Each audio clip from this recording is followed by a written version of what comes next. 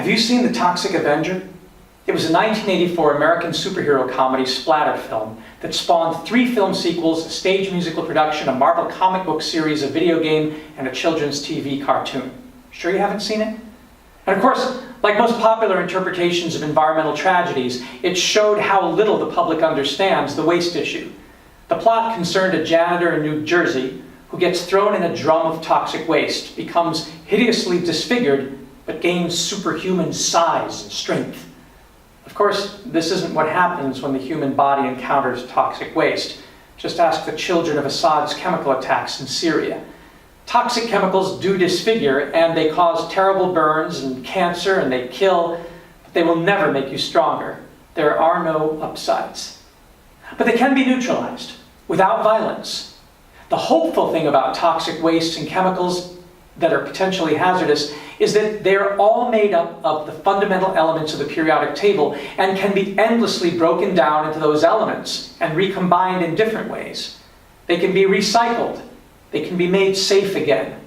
Chlorine, phosgene, mustard gas, sarin, and other nerve agents used and then banned after World War I can be rendered harmless, often by simple treatments like high-temperature incineration and chemical transformation, if people are willing to spend the money.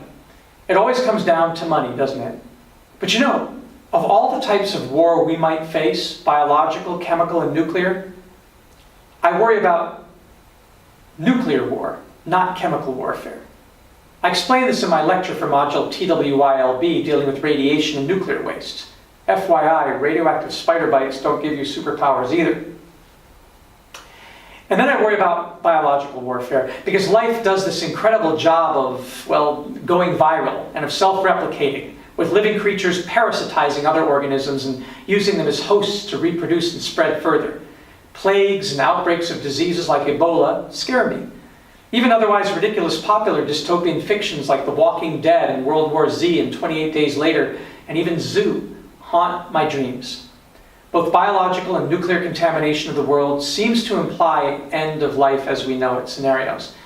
But chemical pollutants, the use of chemical weapons, terrifying at the outset to be sure, especially if you're in the immediate area of contamination, seems solvable to me over the long run, as is the legacy of the chemical warfare we've been waging on our ecosystems with pesticides like DDT and herbicides like Agent Orange and defoliants and all the chemical toxins they leave behind.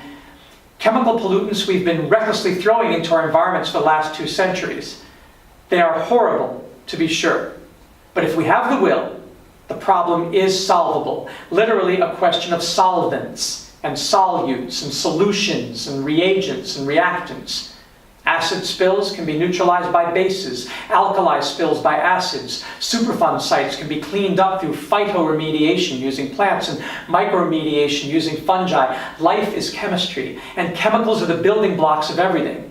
With the right know-how and the right catalysts and the right inputs of energy and labor, an almost magical alchemy can be done, transforming the most noxious substances into safe inputs for other chemical processes. This is the core insight of industrial ecology, which we cover in module PHRB, the New Economics of Industrial Ecology. The output of one process can and should be the input of another. In this module, we go into depth and detail about ways that industrial chemicals and toxic wastes can and are being modified through chemistry and biology and plasma gasification to become valuable inputs once again. We review the painful and shameful legacy of chemical pollution, from Rachel Carson's Silent Spring to the horrors of industrial accidents like the chemical release at the Bhopal, India plant and the cruel negligence of dumping at Love Canal, to the unconscionable suffering caused to soldiers and civilians by Agent Orange and depleted uranium. Despite all these too common terror-draped events, we look for the alchemical, non-toxic silver lining that turns poisonous materials, if not into gold, then into something shining and hopeful. And hopefully we can inspire you to crack open that old high school or college chemistry book and start applying the lessons to your own life and community. And turn yourself into a superhero. Hopefully one not disfigured by toxic waste.